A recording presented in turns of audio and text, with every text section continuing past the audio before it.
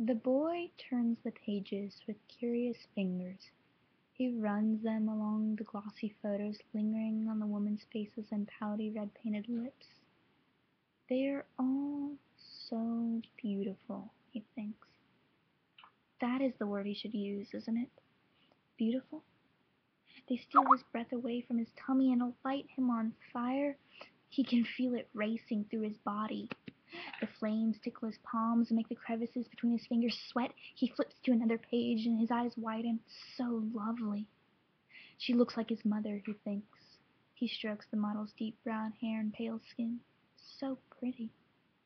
From beyond the bathroom, a door slams. He drops the dirty magazine in fright. It slumps against the bathroom's tile floor. He stuffs it back into the pile of magazines resting on the back of the toilet. Tomorrow, he thinks. I will look again tomorrow. Across the hall, the girl presses her thumb against the lock of her door, assuring that no one could enter. Not like anyone was home.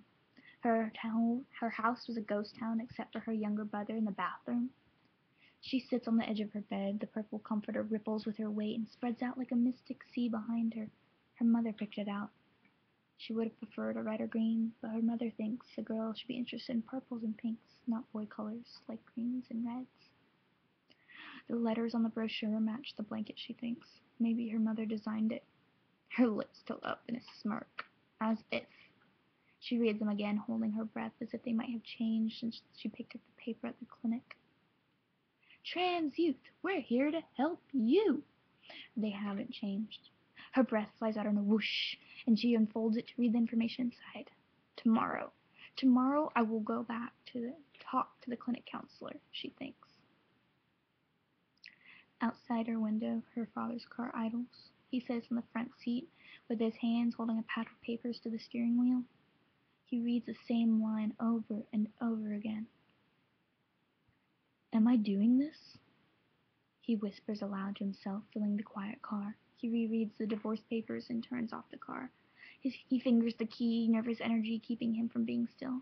Might as well get this over with, he thinks. Is she even home? He walks inside his empty house. Are his children here? His daughter was never home, for she was always out with her short-haired friends smoking cigarettes. His son hid upstairs more often than not with his video games and such. He often finds himself wondering if he even has a family. He lays the papers on one of the placemats his wife had laid out earlier. She will see it whenever she decides to come back, he thinks. Then she can leave without having to worry about arranging placemats ever again. He smirks. When she leaves, he will light these plastic things on fire on the garage floor. He can see them now, twisting and dancing in the flames. He collapses onto the living room's overstuffed puke green couch. His wife had picked it out, so when she left she could take it. He would get something a little less puke colored and a little more leather colored. He would finally be able to make his own choices. Tomorrow, he thinks. After tomorrow, I can do anything I want. The house shifts on its foundation, sending a creak through its halls. The girl looks up at the noise and stashes the pamphlet under her pink pillow. She uses the remote on her nightstand to turn on her iPod radio. The boy turns up the volume of his video games in the room opposite hers. Downstairs, her father turns up the TV so as to hear the actors say their lines. Tomorrow, at least tomorrow, it will be quiet, the house thinks.